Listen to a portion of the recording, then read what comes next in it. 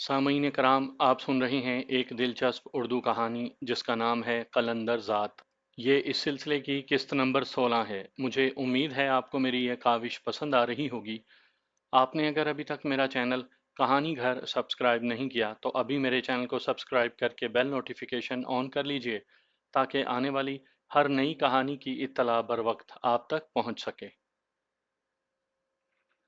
इस वक्त रात का दूसरा पहर चल रहा था। अस्पताल में खामोशी थी। जसपाल की आंखों में नींद का शायबा तक नहीं था। वो यकटुक हरप्रीत के चेहरे पर देख रहा था। जो ख्वाब आवर दवाइयों के जेर असर महवे ख्वाब थी। वो जिस वक्त यहाँ पहुंचा था उसे आईसीयू से वार्ड में मुंतकिल कर दिया गया था। अनुजीत ने निजी कमरे में हरप्रीत को रखा और उसके जाग जाने का इंतजार कर रहा था।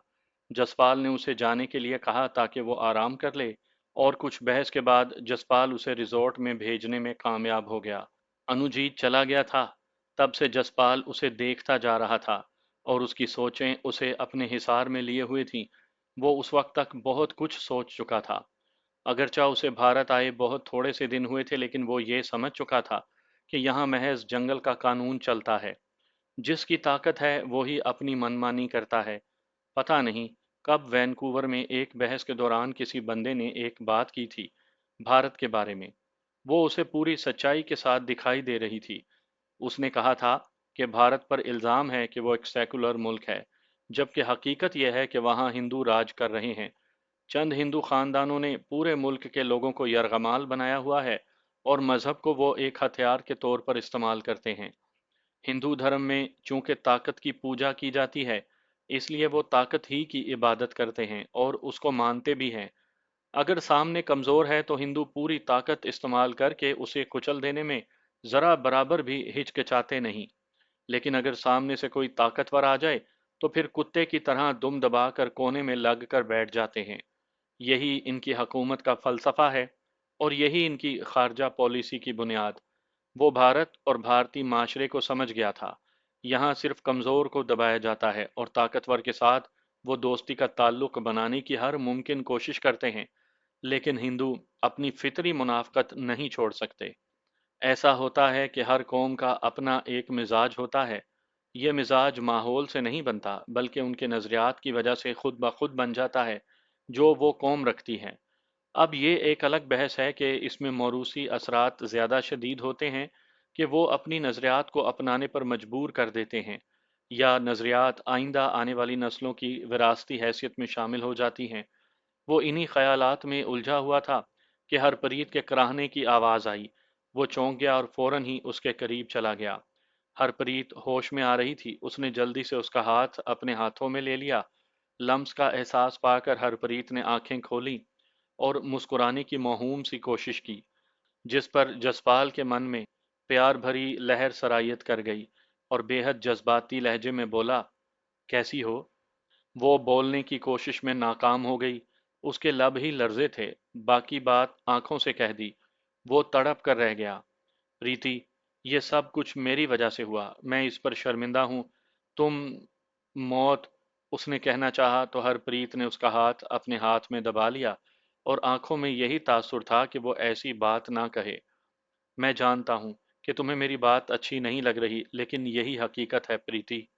तुम बस जल्दी से ठीक हो जाओ। मुझे मालूम हो गया है कि किसने हम पर हमला करवाया है और इसके पीछे कौन है। मैं उन्हें छोड़ूंगा नहीं। उसके यूं कहने पर हरप्रीत की आंखों में तजस्सुस उतर आया। वो पूछना चाह रही थी कि वो कौन है जसपाल। वो उसे बताता रहा कि वो कौन है। वो पूरी रुदात सुनती रही। यूं जसपाल ही बातें करता रहा और वो सुनती रही।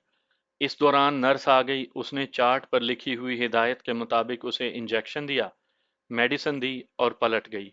हरप्रीत दोबारा सो गई, लेकिन जसपाल की आंखों में से नींद उड़ गई थी। सुबह की रोशनी फैलने के साथ ही अस्पताल में गहमा गहमी शुरू हो गई थी। अनुजीत वापस आ गया था। तुम ऐसा करो जसपाल, तुम रिजॉर्ट चले जाओ और जाकर आराम करो, या फिर वापस ऊगी पिंड चले जाओ और बेबे को भेज दो। उनका हरप्रीत के पास होना जरूरी है। जैसे तुम कहो अनुजीत, लेकिन मेरा यहाँ रहना ज्यादा ठीक रहेगा। अगर बेबे आ जाए तो आसानी रहेगी। ऊगी में तुम्हारा होना ज्यादा जरूरी है, उसने समझाने वाले अंदाज में कहा। ठीक है, मैं अभी निकलता हूँ। दोपहर तक बेबे को यहाँ ले आऊंगा या फिर किसी के साथ उन्हें भेज दूंगा। उसने सोचने वाले अंदाज में कहा। वो समझ गया था कि उसका ओगी में होना ज्यादा जरूरी है। वो कुछ देर बाद बैठकर चला गया तो जसपाल डॉक्टर के कमरे में जा पहुंचा। कुछ देर यूं ही बातों के बाद उसने पूछा, डॉक्टर साहब, अंदाजन हरप्रीत को ठीक होने में कितना वक्त लगेगा? मेरे ख्याल में तो 3 हफ्ते लग जाएंगे जख्म भरने तक। वो नौजवान है और कोई ऐसी बीमारी वगैरह मसला भी नहीं, डॉक्टर ने बताया। यहाँ से कब डिस्चार्ज हो पाएगी? उसने पूछा। यही कोई 8 से 10 दिन तक, कम से कम 1 हफ्ता, उसने बताया। ओके डॉक्टर, मैं यही चाह रहा था कि मुझे पता चल जाए कि आखिर हमें यहाँ कितने दिन रहना है, जसपाल ने बेध्यानी में कहा और फिर उससे इजाजत लेकर उठ गया। वो तेजी से सोच रहा था कि यह हफ्ता उसे जालंधर में कैसे गुजारना है। वो बेताब था कि वो जल्द अज जल्द ऊगी पिंड वापस चला जाए और रणवीर को छेड़े बगैर वो बलजीत सिंह को अपना निशाना बनाए, क्योंकि रणवीर यही चाहता था कि जसपाल उस पर खुल जाए और वो अपनी तफ्तीश के डांडे उसकी ज़ात के साथ बांध दे। वो अपने शक को यकीन में बदलना चाहते थे और इस रास्ते से जसपाल को बचना था। उसने अपना सेल फोन निकाला और मेहरा को फोन किया। चंद लम्हों के बाद उसने फोन रिसीव कर लिया। तब उसने डॉक्टर की मालूमात उसे दे दी। तुम ऐसे करो जसपाल, मैं अस्पताल ही के नज़दीक गीता कॉलोनी ही में तुम्हारे रहने का बंदोबस्त कर देता हूँ। होटल वगैरह में तुम महफूज नहीं रहोगे। तुम रिजॉर्ट से अपना सामान लेकर वहां आ जाना, मैं तुम्हें कुछ देर बाद कॉल करता हूँ। ओके। ये कहकर उसने फोन बंद कर दिया और फिर हरप्रीत के पास चला गया। वो बेखबर सो रही थी। वो एक तरफ कुर्सी पर बैठ गया। उसके अंदर भौचाल उठा हुआ था। दुश्मनों ने उसे कम से कम 1 हफ्ते तक के लिए अस्पताल तक महदूद कर दिया था। तभी अचानक उसके जहन में ये ख्याल आया, अगर हाईवे होटल उसके लिए महफूज नहीं है, तो क्या यह अस्पताल उसके लिए महफूज हो सकता है? इस ख्याल ने उसे मजीद मुस्तरब कर दिया। वो जिस कदर इस ख्याल पर सोचता जा रहा था, बहुत सारे पहलू उसके जहन में आ रहे थे। उसने जल्दी से फोन कॉल अनुजीत को मिलाई। वो अभी जालंधर शहर से निकला ही था। खैरियत तो है ना जसपाल? उसने पूछा तो जसपाल ने अपना ख्याल उसे बताया। कह तो तुम ठीक रहे हो, खैर मैं कुछ देर बाद तुम्हें फोन करता हूँ। ये कहकर उसने फोन बंद किया। जसपाल ने कुर्सी के साथ टेक लगाकर आंखें बंद कर लीं। उस वक्त वो ना जाने सोच की किस राह पर निकलने वाला था। उसके सामने आंखें मूंदे हरप्रीत पड़ी थी, जिसके लिए उसके दिल में ना जाने किस कदर प्यार उमड़ रहा था। उसके साथ बिताए हुए वक्त की बाज़गश्त उसे जज्बाती कर रही थी। तभी दरवाजे पर हल्की सी आहट हुई। फिर इसके साथ ही इंस्पेक्टर अंदर आ गया। जसपाल ने उसे सर से पांव तक देखा और बोला, ओए इंस्पेक्टर, ये तेरी पुलिस चौकी नहीं है जो तू बिला इजाजत अंदर आ गया है। चल बाहर निकल, मैं तुमसे बात करने आया हूँ, उसने काफी हद तक धीमे लहजे में कहा। तो जसपाल ने उठकर सर्द लहजे में कहा, तुझे कहा ना निकल जा, तो बस निकल जा। देख, मैं तुझसे बात करने आया हूँ, इस बार उसने गुर्राते हुए कहा। तो जसपाल ने पूरी कुवत से थप्पड़ उसके मुंह पर मार दिया। इंस्पेक्टर को यह गुमान भी नहीं था कि वो ऐसा कर सकता है, इसलिए लड़खड़ाता हुआ दरवाजे में जा लगा। जसपाल ने उसे संभलने का मौका ही नहीं दिया और दूसरा थप्पड़ मार दिया। फिर बाजू से पकड़कर बाहर राहदारी में निकाल लिया। बाहर दो पुलिस वाले खड़े हुए थे। उन्होंने अपने इंस्पेक्टर का हशर देखा तो छुड़ाने के लिए लपके। तभी इर्द गिर्द शोर मच गया कि पुलिस वाले एक बंदे को मार रहे हैं। वो एक निजी अस्पताल था और वहां पर सिक्योरिटी वाले भी थे। वो सभी तकरीबन 1 से 1.5 2 मिनट तक आपस में भिड़ते रहे। जसपाल ने अगर दो मारी तो उन्होंने चार मारी। तब तक सिक्योरिटी वाले आन धमके। उन्होंने अलग अलग करते हुए जसपाल को एक तरफ किया। तभी उनके बड़े ने पूछा, ये हंगामा क्यों है? मैं इससे बात करने आया था और ये मेरे गले पड़ गया। इसे नहीं मालूम कि वर्दी क्या होती है। मैं अब तुझे बताता हूँ, इंस्पेक्टर ने गुस्से में कहा। ओए बेगैरत, सच बता, तू मुझसे रिश्वत मांगने आया था वरना सख्त कार्रवाई से डरा रहा था? ये छोड़ो, मुझे अस्पताल के हेड से मिलवाओ, मैं पूछूं ये हमारे कमरे में इजाजत के बगैर कैसे आया। चलो उसके पास। जसपाल ने तेजी से मगर ऊंची आवाज में कहा। इंस्पेक्टर, क्या आपने इजाजत ली थी? सिक्योरिटी गार्ड ने पूछा। हमें क्या इजाजत लेने की जरूरत है ओए, इंस्पेक्टर ने भुना कर कहा। तो चलो फिर हेड के पास, वो ही आपका फैसला करते हैं, सिक्योरिटी गार्ड ने कहा। तू हमें रोक के दिखा, इंस्पेक्टर ने गुस्से में कहा। तो जसपाल ने एक थप्पड़ मजीद जड़ दिया और चीख कर बोला, मैं रोकूंगा तुम्हें, तू यहां से जाकर दिखा। इस चीखो पुकार में लोगों का रश बढ़ने लगा। तभी अस्पताल का हेड और मालिक भागता हुआ वहां आ गया। वो मोटी तोंद वाला शख्स था जिसकी सांस फूली हुई थी। उसने आते ही पूछा, क्या बात हो गई? सिक्योरिटी गार्ड ने अपनी तरफ से तफसील बताई तो जसपाल ने कहा, यह कैसा कानून है यहाँ? हम पर गोली चली और ये धमकियां भी हमें लगा रहा है। और आप, क्या यहाँ सिक्योरिटी ऐसी है जो चाहे जिस वक्त चाहे किसी का आकर गिरेबान पकड़ ले? क्या ये आपकी इजाजत से हमारे कमरे में घुसा है? मैं इसके पास आया था कि जख्मी का बयान ले लूं। इंस्पेक्टर ने हालात और माहौल को समझते हुए काफी हद तक तहम्मुल से कहा तो हेड ने हैरत भरे लहजे में कहा, तो आपको पहले हमसे इजाजत लेनी चाहिए थी। हमसे पूछना चाहिए था कि मरीज इस हालत में है कि वो बयान दे भी सकता है या नहीं। ये तो कोई तरीका नहीं। मेरे पास इतना वक्त नहीं था, इंस्पेक्टर ने कहा तो जसपाल बोला, इसे अपने कमरे में बिठाएं और मीडिया को यहाँ बुलवाएं। उसके सामने इसका चेहरा नंगा करें। कल से इसको हमलावर पकड़ कर दिया है, उसका इसने कुछ नहीं किया और बयान लेने यहाँ आ पहुंचा। ये लफ्ज उसके मुंह ही में थे कि उसे मेहरा का चेहरा दिखाई दिया। उसके साथ कुछ लोग भी थे। उसने आते ही सूरत हाल के बारे में आगाही ली और हेड को अपना तारुफ करवा कर बोला, ये अब आपकी जिम्मेदारी है कि आप इस इंस्पेक्टर के खिलाफ केस बनवाएं। इसे अपने कमरे तक महदूद रखें। मैं अभी मीडिया वालों को बुलाता हूँ। ये कहकर उसने अपना सेल फोन निकाला और नंबर पुश करने लगा। तभी हेड की जान पर बन गई। जाहिर है मामला मीडिया में गया तो उसके अस्पताल के बारे में भी गलत तासुर जाने वाला था। वो मिन्नत भरे लहजे में बोला, आप जरा ठहरें, हम ऑफिस में बैठकर बात करते हैं, आइए। ये कहते हुए उसने मेरा बाजू पकड़ा और अपने ऑफिस की जानिब चल पड़ा। इंस्पेक्टर हालात की नज़ाकत को भांप गया था। मुमकिन है ऑफिस में सुकून से बैठने तक अकल आ गई हो।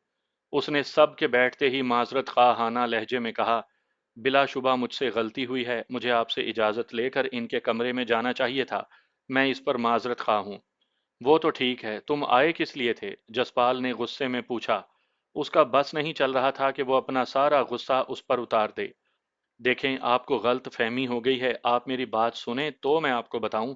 उसने तमीज से कहा। अच्छा चलो बोलो, मेहरा ने तेजी से कहा। मैं इन्हें बताने आया था कि कल जो हमलावर इन्होंने हम तक पहुंचाया था वो थाने से भाग गया है और इससे। इंस्पेक्टर, क्यों झूठ बोलते हो तुम? कल तुमने हमारे सामने अपने दो हवालातियों को अस्पताल रवाना किया था, क्या ऐसा नहीं है?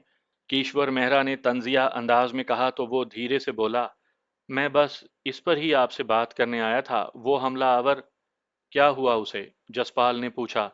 वो दोनों हवालाती अगवा हो गए हैं या उनके साथी उन्हें छुड़ा कर ले गए हैं। मैं अपने कल वाले रवैये की माफी मांगता हूँ। मैं चाह रहा था कि आपसे मिलकर इस सूरत हाल को सुलझा लूं।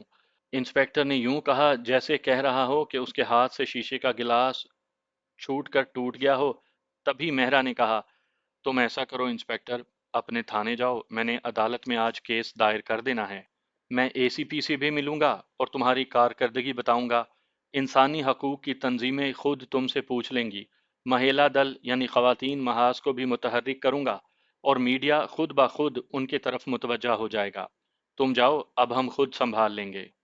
ठीक है जी, अगर आप यही चाहते हैं तो मैं मजीद क्या कह सकता हूँ। इंस्पेक्टर को लगा कि शायद इन तिलों में तेल नहीं है या फिर शायद उसे अपनी इंस्पेक्टरी का जोश आ गया होगा। ये दोनों बातें अपनी जगह बजा, लेकिन जसपाल समझ रहा था कि उसे इंस्पेक्टर रणवीर और उसके डिपार्टमेंट की पूरी आशीर्वाद हासिल है। वो वहां से उठा और तेजी से निकल गया। तभी मेहरा ने हेड को मुखातिब करते हुए कहा, देखें जनाब, आपने भी सुन लिया होगा कि असल में मामला क्या है। आप फौरन अपने मुतल्लिका इदारों को इत्तला दें इस वाक़े की। आप अपना तहफ़्फ़ुज़ करें, मुमकिन है कि कल कहीं जवाबदेही ही हो जाए। जसपाल ये अच्छी तरह समझ रहा था कि यह महज धमकी है। मुमकिन है मुस्तकबिल में ऐसा कुछ ना हो। जिस वक्त मेहरा नहीं आया था उसके दिमाग में ये कहीं भी नहीं था कि वो इस वाक़े को कैसे इस्तेमाल कर पाएगा, लेकिन उसके शातिर दिमाग ने कर लिया। वो तो महज अपना गुस्सा इंस्पेक्टर पर उतारना चाहता था। वो दोनों हेड के कमरे से बाहर आ गए और फिर तेजी से हरप्रीत के कमरे की तरफ चले गए। जसपाल ने एक बार अंदर झांक कर देखा, हरप्रीत महवे ख्वाब थी। मैं नहीं चाहता था कि तुम यहाँ जलंधर में इन लोगों के साथ दिखाई दो जो किसी न किसी हवाले से जुर्म की दुनिया से मुंसलिक हैं। मैंने गीता कॉलोनी ही में तुम्हारा बंदोबस्त कर दिया था, मगर इस वाक़े के बाद मुझे नहीं लगता कि तुम महफूज रहोगे। इसलिए तुम्हें किसी ऐसे बंदे के साथ रखना होगा जहाँ कम से कम तुम्हारा तहफ़्फ़ुज़ हो सके। मेहरा ने सोचने वाले अंदाज में कहा। लेकिन यहाँ हरप्रीत, जसपाल ने कहना चाहा तो वो बोला, ये अनुजीत की जिम्मेदारी होगी। दुश्मन हमें एक जगह महदूद करना चाहते हैं, ऐसा नहीं होना चाहिए। हमें महदूद करने से उन्हें क्या फायदा? जसपाल ने पूछा। वो हमें दीवार के साथ लगाकर ये देखना चाहते हैं कि हम मदद के लिए किसकी तरफ देखते हैं या कौन हमारी मदद को आता है।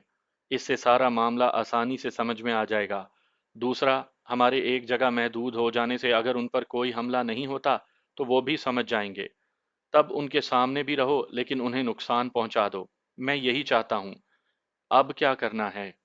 फौरन तुम ऊगी में चले जाओ और तुम्हारा आमना सामना बलजीत से हो जाए। शर्त यह है कि वो तुम पर हमला आवर हो। मुलाजमीन की सूरत में कुछ बंदे तेरे साथ भेज दूंगा। ठीक है, अनुजीत आ जाए तो मैं ऊगी पिंड चला जाऊंगा। ओके, मैं दोपहर 2 बजे के करीब तुझे रिजॉर्ट में मिलता हूँ। वहीं तुझे बताऊंगा कि मैंने क्या किया है। यह कहकर उसने कलाई पर बंधी घड़ी में वक्त देखा और बाहर निकल गया। जसपाल हरप्रीत के पास जाकर बैठ गया। वो हनूज महवे ख्वाब थी। उसके चेहरे पर पिलाहट वाजे थी। वो उसमें खोया हुआ था कि अनुजीत का फोन आ गया। जसपाल, अस्पताल में क्या हंगामा हो गया? होकर ख़त्म भी हो गया। ये कहकर उसने इख्तसार से सारी बात कह दी। तब वो बोला, मैं 1 घंटे में अस्पताल आ जाता हूँ, लेकिन मेरे आने से पहले कुछ लड़के वहां आ जाएंगे। अब हरप्रीत की जिम्मेदारी मुझ पर है। मैं इंतज़ार कर रहा हूँ, जसपाल ने कहा तो उसने सिलसिला मुनक़ता कर दिया। तकरीबन 1 घंटे के बाद फूफो कुलजीत कौर के साथ अनुजीत भी आ गया। उसने आते ही कहा, जसपाल, अब तू आज़ाद है, जो चाहे कर, मैं हरप्रीत को संभाल लूंगा। पुत्र, ये हालात तो कुछ भी नहीं हैं। इससे आगे बहुत सख्त हालात आने वाले हैं। दुश्मन बहुत ताकतवर है और ये जंग कब तक रहेगी, इसका कोई पता नहीं। मेरी हरप्रीत तो 1-2 हफ्ते बाद ठीक हो ही जाएगी। लेकिन रब तेरी खैर करे, दुश्मन तेरी ताक में है। रब खैर ही करेगा फूफो। तू दिल छोटा ना कर, मुझे ऊगी पिंड जाने दे। फिर मैं बलजीत सिंह को भी देख लेता हूँ और रणवीर को भी। एक ना एक दिन तो आमने सामने होना ही है। उसके लहजे में गुस्सा था। जो कुछ भी है पुत्र, लेकिन जंग में जोश से ज्यादा होश की जरूरत होती है। तेरे दुश्मन ताकतवर ही नहीं, इंतहाई चालाक भी हैं। कुलजीत कौर ने उसे समझाते हुए कहा। मैं आपकी बात जहन में रखूंगा फूफो जी। ये कहकर उसने अनुजीत की तरफ देखा, फिर एक निगाह हरप्रीत पर डाली और बाहर निकल गया। उसका रुख रिजॉर्ट की तरफ था, जहां कुछ देर के बाद उससे मेहरा ने आकर मिलना था। वो जालंधर बाईपास पर मौजूद रिजॉर्ट पहुंचा तो उसे यकीन हो गया कि कोई उसका ताकुब नहीं कर रहा। उसने जाते ही अपना सामान समेटा और बैग तैयार करके बाहर काउंटर तक आ गया। उसने वहां अदायगी की। यहां तक कि इसमें उसको 2 बज गए और मेहरा का फोन आ गया। वो वहीं पर पहुंच रहा था। वो दोनों लॉबी में बैठे हुए थे। मेहरा उसे बता चुका था कि उसने एसीपी को मुत्तला कर दिया है और दूसरी दरखास्त गुजार दी है। चंद चैनल के रिपोर्टर्स के साथ राबता करके उन्हें इस राह पर लगा दिया है। वो खुद ही खबर बनाकर चला देंगे। वो सहाफ़ियों को चलाने का हुनर जानता था। उसने काफ़ी हद तक उनकी ज़रूरत पूरी कर दी थी और वो जी जान से उसकी मदद करने को तैयार थे। अब तुम सुकून से ऊगी पिंड जाओ और तुम्हारा पहला टारगेट यही होना चाहिए कि बलजीत सिंह किसी न किसी तरह अपने बिल से निकले और फिर जिस तरह पहले धमकियां दे गया था उसी तरह फिर दे।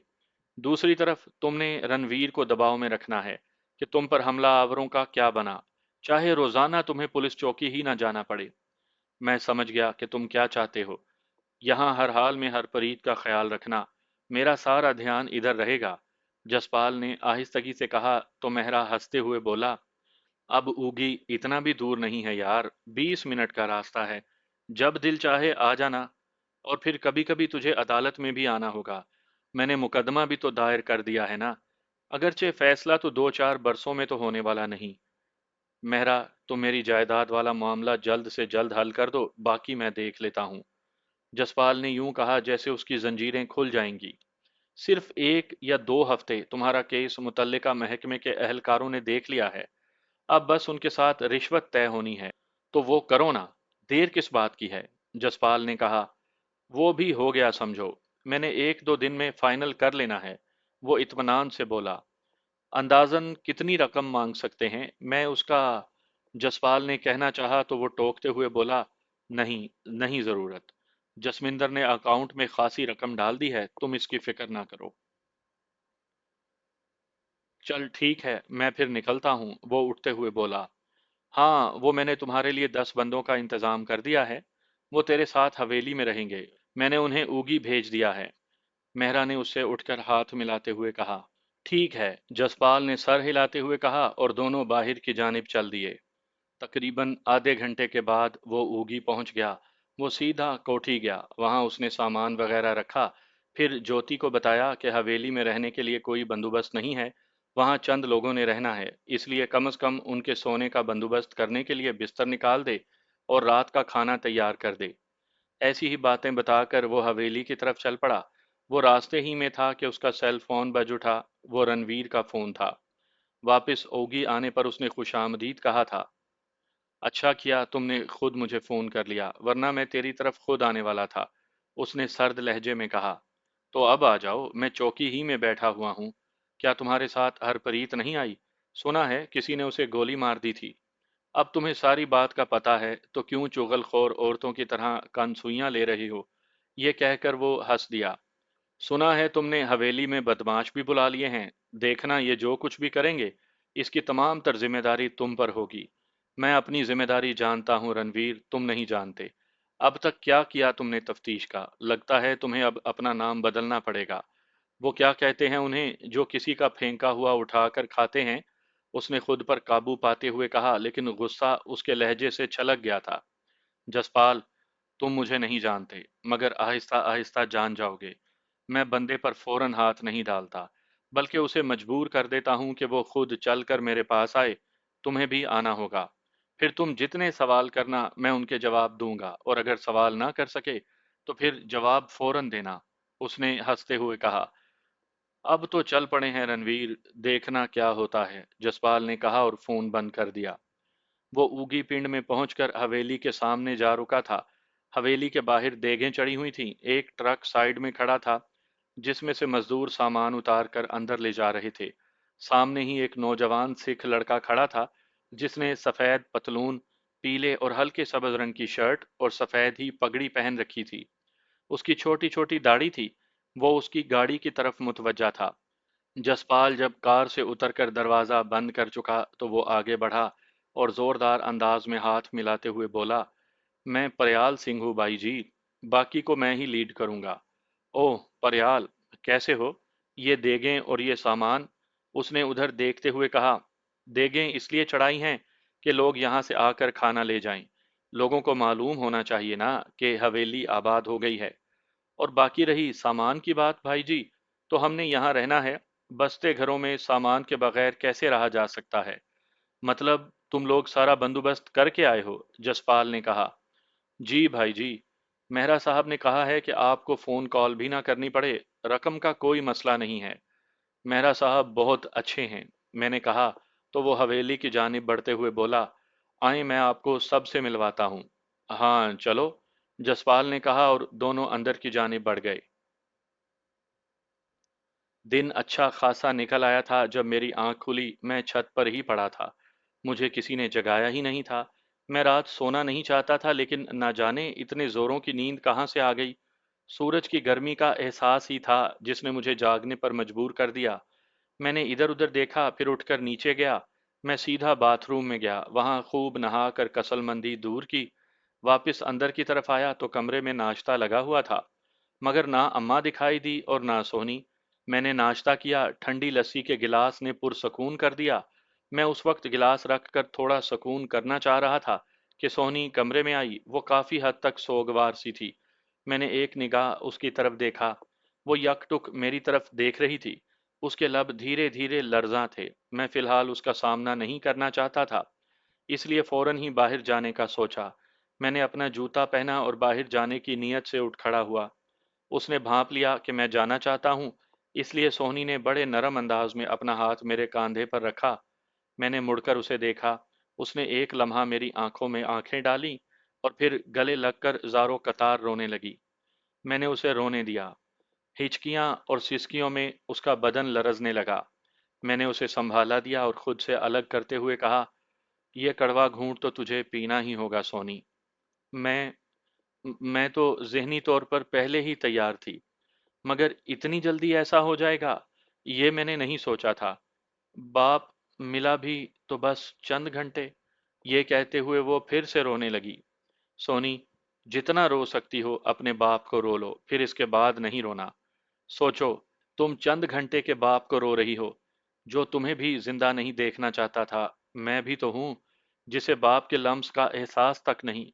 मुझसे मेरे बाप की शफकत छीनने वाला वही शख्स था। अब रो लो जितना रोना है। मैंने बहुत हद तक अपने जज्बात पर काबू पाते हुए कहा, क्या मैं अपने बाप की मैयत पर नहीं जा सकूंगी? मैं उसका चेहरा आखिरी बार नहीं देख सकूंगी? सोहनी ने कहा, मैं इस बारे में कुछ नहीं कह सकता। मैं अभी बाहर जाऊंगा, बाहर की फिजा क्या है इस बारे में मालूमात लूंगा, फिर कुछ कह सकता हूँ। मैंने उसे तसल्ली दी। अगर मुमकिन हो सके तो खुदारा, उसने मिन्नत भरे अंदाज में कहा। तो मैंने उसकी आंखों से आंसू पोंछते हुए कहा, सोनी, इतनी नरम दिल मत बनो। जो लोग इस दुनिया से चले जाते हैं उन्हें भूलना पड़ता है। ना भूलेंगे तो रोग बन जाता है, जिसकी मिसाल मैं हूं। मुर्दा चेहरों को आंखों में मत रखो। लेकिन अगर तुम चाहती हो तो हवेली चली जाओ। मैं अम्मा के साथ तुम्हें भेज देता हूँ। मुझे नहीं लगता कि मैंने फिक्रा जानबूझकर अधूरा छोड़ दिया। अम्मा तो सुबह की वहां चली गई हैं। मैं जानती हूं कि मुझे वहां धुतकार दिया जाएगा। सोहनी ने किसी हद तक खुद पर काबू पा लिया था। फिर भी तुम चाहती हो? मैंने हैरत से पूछा। जरूरी तो नहीं कि बंदे की सारी ख्वाहिशें पूरी हो जाएं। ये कहते हुए उसने एक गहरी सांस ली और बेड पर बैठ गई। उसने मेरा हाथ नहीं छोड़ा था। इसका मतलब था कि मैं भी उसके पास वहीं बैठ जाऊं। मैंने लम्हा भर को सोचा और फिर उसके पास बैठ गया। देख सोनी, तुझे चाहे जायदाद की भूख है या नहीं, लेकिन शाहजेब को है। वो किसी सूरत भी तुझे जिंदा नहीं देखना चाहेगा। अब तुझे अपने रास्ते से हटाने का वो कोई तरीका भी आजमाए, मुमकिन है वो तुझे बहन का मान और इज्जत देकर हवेली में भी ले जाए, या फिर सीधे सभाऊ कत्ल करवाने की कोशिश करे, या मुमकिन है कोई साजिश करके कत्ल करवाए। उससे कुछ भी बईद नहीं। मैं जानती हूँ जमाल, मुझे जायदाद की कतन कोई भूख नहीं, और ना ही मैं उसके लिए कोशिश करूंगी। मेरी माँ के पास इतना सरमाया है कि मैं सुकून से जिंदगी गुजार लूंगी। और अगर मेरी माँ भी मुझे अपने गले ना लगाए तो मुझे इतना यकीन है कि तू मुझे जरूर अपनी जूतियों में जगह दे देगा। सोहनी ने कुछ इस अंदाज से कहा कि मेरे दिल में उसके लिए हमदर्दी, प्यार और मोहब्बत की लहरें एक दूसरे से इटखेलियां करती हुई कहीं दूर तक फैल गईं। ये याद रखो, मैं अब तुझे कभी नहीं छोड़ूंगा, लेकिन कभी भी तुम पर ना अपना दावा रखूंगा और ना जबर करूंगा। तुम अपनी मर्जी की मालिक हो, जो चाहो सो फैसला करो। मैंने अपनी सोच का इजहार किया। तभी उसने मुस्कुराते हुए मेरी तरफ देखा और बोली, मैं तुझे अपना दिल दे चुकी हूँ जमाल। एक आम लड़की जब अपना दिल दे देती है ना, तो फिर वही उसका सब कुछ होता है, वो चाहे जान ले ले या जिंदा रखे। मैं तो फिर एक तवाइफ हूँ। तवाइफ का जिस पर दिल आ जाए ना, वो, सोहनी ने कहना चाहा, तो मैंने उसके होंठों पर अपना हाथ रख दिया। फिर गहरी संजीदगी से कहा, क्या तुम ऐसा नहीं कर सकती हो कि खुद को तवाइफ समझना छोड़ दो? उस जिंदगी को भूल जाओ। तुम चाहो तो। उसने बड़े गंभीर लहजे में जवाब दिया, सोनी, मैं तुमसे झूठ नहीं बोलूंगा। मैं तुमसे मोहब्बत महसूस करता हूँ, और बिलाशुबा तुम इतनी प्यारी हो, ऐसी हो कि तुमसे मोहब्बत की जाए। लेकिन मुझे खुद पर एतमाद नहीं है। आज मैं हूँ, पता नहीं अगले चंद लम्हों में या महज चंद घड़ियों में ना रहूं। कोई भी सनसनाती हुई गोली मेरा जिस्म ठंडा कर दे, और फिर। ऐसा ना कहो जमाल, उसने तड़प कर कहा। नहीं, मुझे कहने दो। जिस तरह की जंग मैंने छेड़ ली है, इसमें बहुत कुछ भी कुछ नहीं है। कल अगर शाहजेब मुझे अपने डेरे पर मार देता तो क्या होता? जिंदगी और मौत बेशक अल्लाह के हाथ में है, लेकिन यूं भी तो हो सकता है ना कि मेरी बाकी जिंदगी किसी जेल खाने में गुजर जाए, या मैं इश्तेहारी बन जाऊं, जिंदा होते हुए भी तुम तक रसाई ना हो।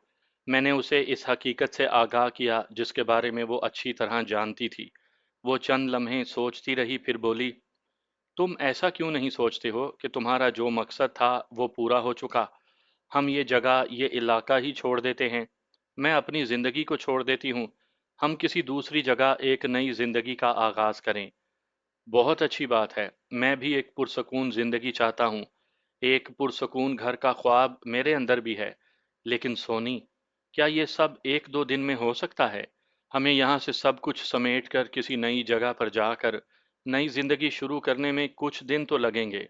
मैं तेरी बात मान लेता हूँ, फिर भी अगर मेरी जिंदगी में सुकून ना रहा, वही सब कुछ हुआ जो मैंने तुम्हें पहले कहा है, तो फिर?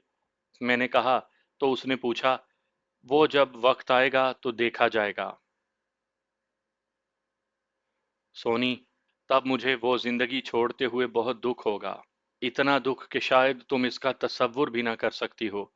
इस वक्त मैं एक अकेली जान हूँ, मेरे साथ कुछ भी हो जाए मुझे कोई फर्क नहीं पड़ता। तुम कैसे कह सकते हो कि इस वक्त तुम अकेली जान हो? क्या अम्मा नहीं है? क्या मैं नहीं हूं? उसने तड़प कर कहा। सुन, जब अम्मा ने मुझे ये रास्ता दिखाया था ना, तो साथ में ये सबक भी दिया था कि पुत्र, खुद को अकेला ही समझना, मेरी फिक्र मत करना, मेरे बारे में सोचोगे तो कुछ भी नहीं कर पाओगे। ये सबक मैंने याद रखा, उसने मुझे हौसला दिया। आज मैं अपने मकसद में कामयाब हो चुका हूँ, लेकिन यह कामयाबी अभी अधूरी है। शाहजेब ने पलट कर मुझ पर वार करना है, और मैं बुज़दिलों की तरह यहाँ से भागना नहीं चाहता, यहीं रहना चाहता हूँ। और जहाँ तक तुम्हारी बात है, तुम्हारा ये चंद दिन का साथ मुझे यूं लगता है जैसे हम सदियों से एक हों। बिलाशुबा तुम मुझे बहुत अच्छी लगती हो, लेकिन तुम बताओ, क्या मैं इन हालात में एक घर बना सकता हूँ? तुम्हारे ख्वाबों में रंग भर सकता हूँ? मैं बेहद जज्बाती हो गया था, इसलिए मैं कहता चला गया, जमाल, तुम जो सोचो, जो चाहो, मैं तुम्हारी हूँ। जिंदगी के आखिरी लम्हे तक मैं तेरी मुंतजिर रहूंगी। मैं अपना आप तेरे लिए वक्फ कर चुकी हूँ। उसने आहिस्तगी से कहा और अपना सर मेरे कांधे पर रख दिया। तभी मैंने उसे समझाते हुए कहा, जिंदगी मैं भी जीना चाहता हूँ, लेकिन एक जरा सब्र। मैंने खुद यहाँ नहीं रहना, यहाँ से दूर, बहुत दूर चले जाना है। तुम जानती हो कि मैं यूं ही अचानक इस खेल से नहीं निकल सकता। जरा वक्त लगेगा, और तुम मेरे साथ उस वक्त तक का इंतजार कर लो। मैं तुम्हारी हूँ, तुम मेरी जिंदगी के मालिक हो। जो चाहो और जैसा फैसला करो, मुझे कबूल होगा। उसने हतमी अंदाज में कहा। तभी मैंने उसकी जुल्फों में उंगलियां फेरते हुए कहा, बस यही यकीन रखना कि मैं तुम्हारा हूं और तुम्हारा ही रहूंगा। ये चंद दिन, चंद हफ्ते भी हो सकते हैं, चंद महीने भी। फिर हम एक नई जिंदगी का आगाज करेंगे, और अगर मैं ना रहा तो? ऐसा मत सोचो, उसने जल्दी से खुद को अलग करके मेरे मुंह पर हाथ रख दिया। तुम तो ये बातें बर्दाश्त नहीं कर पा रही हो। तुम्हें तो मेरे साथ चलते हुए बहुत बहादुर होना पड़ेगा, बहुत हौसला रखना पड़ेगा। मैंने उसके होंठों की नरमाहट को अपनी उंगली की पोर से महसूस करते हुए कहा, तुम देखना जमाल, मैं तेरे रंग में खुद को कैसे रंगती हूँ। ये कहकर वो दोबारा मेरे कांधे से लग गई। मैं कुछ देर उसकी पीठ थपकाता रहा। ऐसे में गेट बजने की आवाज आई। वो मुझसे अलग हो गई। मैं उठा और गेट तक गया। बाहर छाका था। वो खामोशी से चलता हुआ मेरे साथ दालान में आकर बैठ गया। कुछ देर के बाद इधर उधर देखा और पूछा, अम्मा नहीं है? वो हवेली गई है, सुना है सरदार शाहदीन कत्ल हो गया है। मैंने उसकी आंखों में देखते हुए कहा, मकसद यही था कि वो इस हवाले से मुझे मजीद बातें बताए। हाँ, सुना तो यही है, कोई कहता है उसने खुदकुशी कर ली है, और कोई कहता है कि कत्ल हुआ है। वो कोई बहुत ही जालिम कातिल था जिसने उसके नरखरे पर खंजर फेर दिया। वैसे अगर वो खुदकुशी कर लेता तो ज्यादा अच्छा नहीं था? छाके ने मायनी खेज अंदाज में मुझसे पूछा। मेरे ख्याल में उसके जहन में ये बात नहीं आई होगी। खैर, पता चला कि शाहजेब क्या कहता है? मैंने पूछा। वो अभी तक खामोश है। पुलिस आई थी सुबह सुबह, क्योंकि कत्ल का पता ही सुबह चला है। रात सारे मुलाजमीन और सिक्योरिटी गार्ड डेरे पर थे। वहां क्या खिचड़ी पकती रही है, ये तो अभी मालूम नहीं हुआ। मुझे चाचा बैरू अभी नहीं मिला। मैं एक चक्कर उसका घर लगा आया हूँ। वो हवेली में है, आता है तो मालूम हो जाएगा। तो पुलिस के आने के बारे में बता रहा था, मैंने पूछा। हाँ, पुलिस आई थी। उन्होंने लाश को कब्जे में ले लिया है और कस्बे वाले अस्पताल में ले गए हैं। शाहजेब भी साथ है, यकीनन अब एफआईआर दर्ज होगी। सरदार तो पूरा जोर लगा देंगे कि कातिल पकड़े जाएं। इलाके की क्या सूरत हाल है? क्या इलाके में ये बात गर्दिश नहीं कर रही है कि शाहजेब अपने बाप का कातिल खुद भी हो सकता है? उसने किसी किराए के कातिल से ये कत्ल करवाया, क्योंकि वो अपने बाप से नाराज था, सिक्योरिटी वालों के साथ डेरे पर था। शक तो जाता है ना उसकी तरफ। मैंने सोचते हुए कहा, हाँ, ये तो मुमकिन है कि ऐसी बाज़गश्त भी हो, फिर नाराजगी की वजह भी सामने आएगी। पुलिस वाले तो जानते हैं ना कि शाहजेब नाराज था। एक दूसरे के साथ अच्छी खासी झड़प भी हो चुकी थी। छाके ने भी सोचते हुए कहा, تو اچھا ہے، ناراضگی کی وجہ معلوم ہو جائے، علاقے میں پتہ تو چلے گا، ساری کہانی لوگوں پر کھل جائے گی۔ میرا خیال ہے سونی کو اس علاقے میں عزت و احترام ملنا چاہیے۔ یہ ثابت کرنا ہوگا کہ وہ طوائف نہیں ہے۔ میں نے چھاکے کی طرف دیکھ کر کہا، سب کچھ ممکن ہے جمالے۔ دیکھیں اونٹ کس کروٹ بیٹھتا ہے، شاہ زیب پر ہی ہے نا کہ وہ شک کی انگلی کس کی طرف کرتا ہے، پھر وہیں سے بات چلے گی۔ میرے خیال میں یہ چند دن تو وہ کچھ نہیں کر پائے گا، ظاہر ہے ان کے تعلق کا دائرہ وسیع ہے، اس کا اپنا ایک سیاسی اثر و رسوخ بھی تھا۔ یہ سلسلہ چلے گا، پھر دیکھیں کیا ہوتا ہے۔ وہ یوں بولا جیسے راوی ابھی چین ہی چین لکھتا ہے۔ گاؤں کے لوگ کیا کہتے ہیں؟ نور نگر میں تو حیرت پھیل گئی ہوگی، میں نے پوچھا۔ ہاں حیرت تو ہے، وہ سوچ رہے ہیں کہ اتنے بڑے بندے پر کس نے ہاتھ ڈال دیا۔ خیر، جمالے جو ہونا تھا وہ تو ہو گیا۔ تم ذہن میں رکھنا کہ اس قتل کی تفتیش بڑے اعلیٰ پیمانے پر ہوگی، اور ہو سکتا ہے کہ اگر شاہ زیب نے چاہا تو، ورنہ کچھ بھی نہیں ہوگا۔ اتنا کہہ کر اس نے آہستگی سے کہا، تم بہت محتاط رہنا۔ میں محتاط ہی ہوں، میں بہت کچھ سوچ چکا ہوں، میں جانتا ہوں کہ شاہ زیب کیسی سوچ رکھتا ہے۔ میں نے اس کے بارے میں ابھی کچھ نہیں کرنا۔ ہاں اگر اس نے کچھ کیا تو اپنا دفاع کرنا تو بنتا ہے نہ چھاکے، وہ تو ہے۔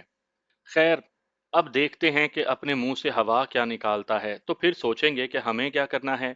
یہ کہہ کر اس نے ادھر ادھر دیکھا اور پوچھا، اماں تو حویلی گئی ہے، کیا سونی بھی گھر پر نہیں ہے؟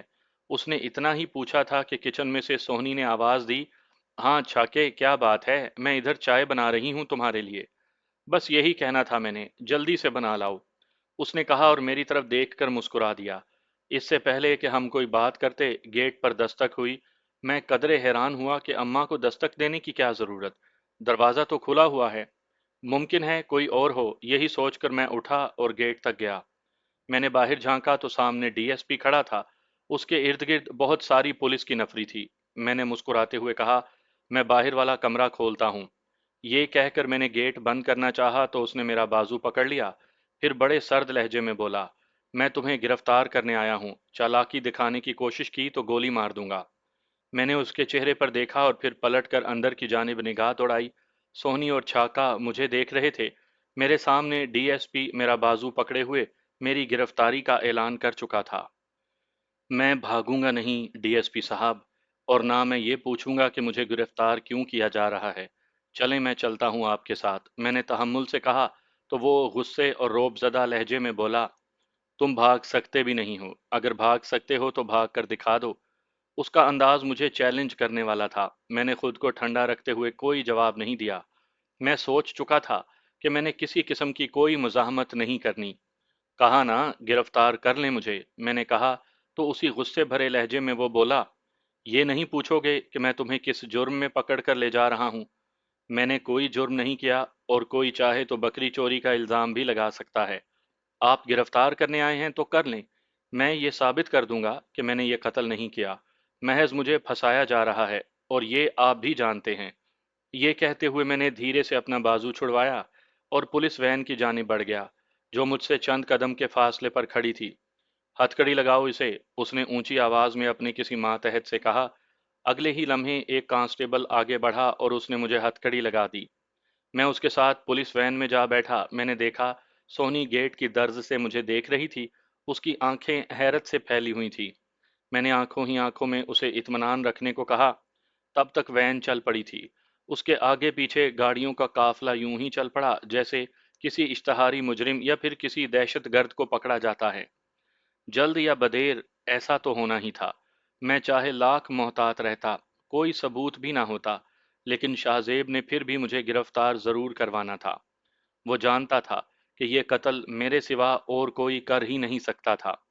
اب یہ الگ بات تھی کہ وہ مجھ پر یہ جرم ثابت کر سکتا تھا یا نہیں۔ مجھے اس کے سیاسی اثر و رسوخ اور تعلقات کا پوری طرح اندازہ تھا۔ وہ چاہے جرم ثابت کر سکتا تھا یا نہیں، لیکن قانونی شکنجے میں جکڑ کر مجھے انتہائی کمزور کرنے کی بھرپور کوشش ضرور کر سکتا تھا۔ لاشعوری طور پر بھی میں یہی چاہتا تھا کہ وہ مجھ پر الزام لگائے اور میں اس میں بری ہو جاؤں۔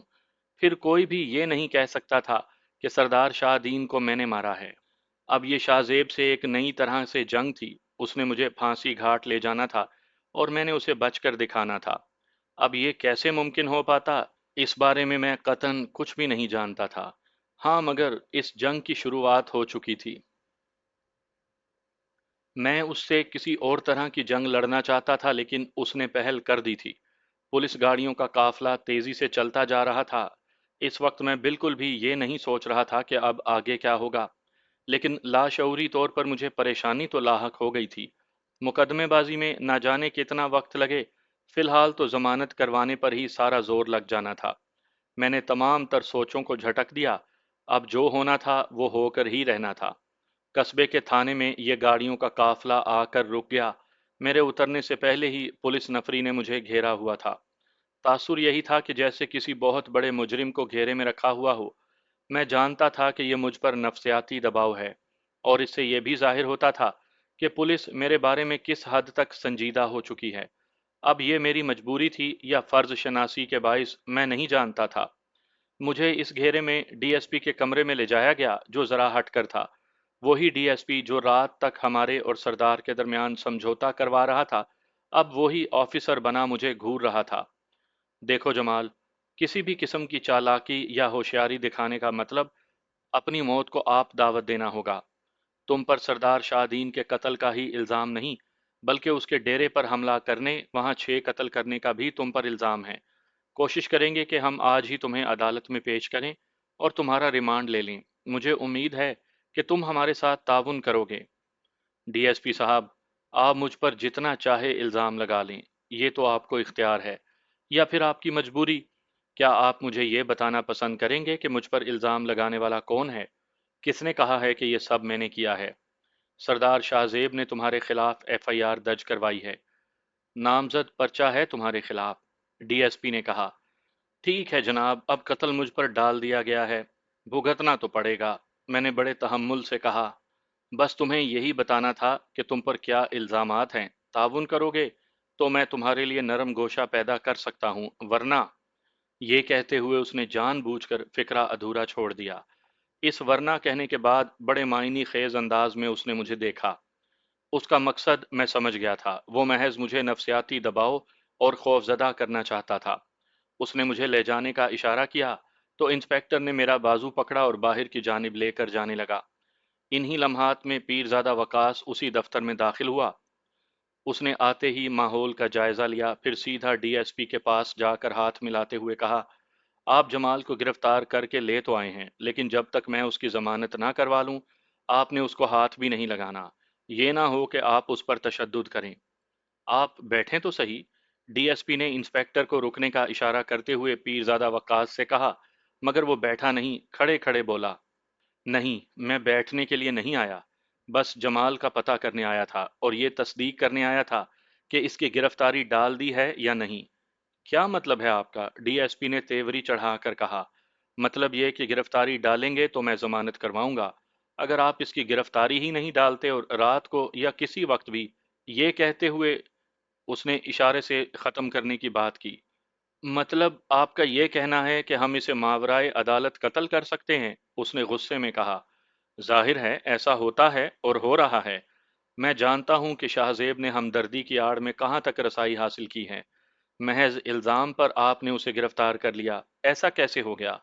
پیرزادہ وقاص نے کافی حد تک غصے میں کہا تو ڈی ایس پی نے تحمل سے کہا، اگر آپ یہ ساری باتیں سمجھتے ہیں تو پھر اپنی رسائی بتائیں اور دکھائیں، یہ تو آپ کی اپنی ہمت کی بات ہے۔ ٹھیک ہے، میں کوئی آپ سے ہمدردی کی بھیک نہیں مانگنے آیا، بس یہی بتانے آیا ہوں کہ ضمانت ہو جانے تک آپ اس پر تشدد نہ کریں اور نہ ہی ذہنی اذیت دیں گے۔ یہ کہہ کر وہ پلٹا اور سیدھا میرے پاس آ کر میرے کندھے پر ہاتھ رکھ دیا۔ سن جمال، میں ساری بات سمجھ سکتا ہوں۔ میں نے اپنی کوشش شروع کر دی ہے۔ انہوں نے ابھی تک تمہاری گرفتاری نہیں ڈالی، اس کا مطلب ہے کہ کہیں نیت میں فطور ہے۔ شام ہونے تک انہوں نے اگر گرفتاری نہ ڈالی تو پھر جو مجھ سے ہو سکا میں کروں گا۔ تم حوصلہ رکھنا اور آنکھیں کھلی رکھنا، باقی میں دیکھ لیتا ہوں۔ ٹھیک ہے، میں نے کہا تو وہ تیزی سے باہر کی طرف چل دیا۔ انسپیکٹر نے ڈی ایس پی کی جانب دیکھا اور مجھے لے کر آفس سے نکل گیا۔ جس وقت انہوں نے مجھے گرفتار کیا تھا اس وقت میرے ذہن میں اتنا کچھ نہیں تھا۔ پیرزادہ وقاص کے آنے تک میرے ذہن میں کہیں کہیں کچھ خدشات تھے، مگر مجھے یقین نہیں آ رہا تھا لیکن وہ آ کر ڈی ایس پی کے سامنے بات کھول گیا تھا اور مجھے ان کی نیت کا اندازہ ہو گیا۔ تب مجھے اپنی فکر ہی نہیں لاحق ہوئی، بلکہ گاؤں میں موجود اماں اور سونی کے بارے میں بھی خطرہ محسوس ہونے لگا۔ شاہ زیب جیسا بندہ انتقام میں آ کر کچھ غنڈے میرے گھر پر بھیج دے تو… اس سے آگے میں کچھ نہ سوچ سکا۔ میرے اندر غصے کی لہر دوڑنے لگی۔ میں اس معاملے کو جس قدر آسان سمجھ رہا تھا ویسا نہیں تھا۔ مجھے پولیس کے شکنجے میں کس کر وہ کچھ بھی کر سکتا تھا۔ میں ایک دم سے مضطرب ہو گیا۔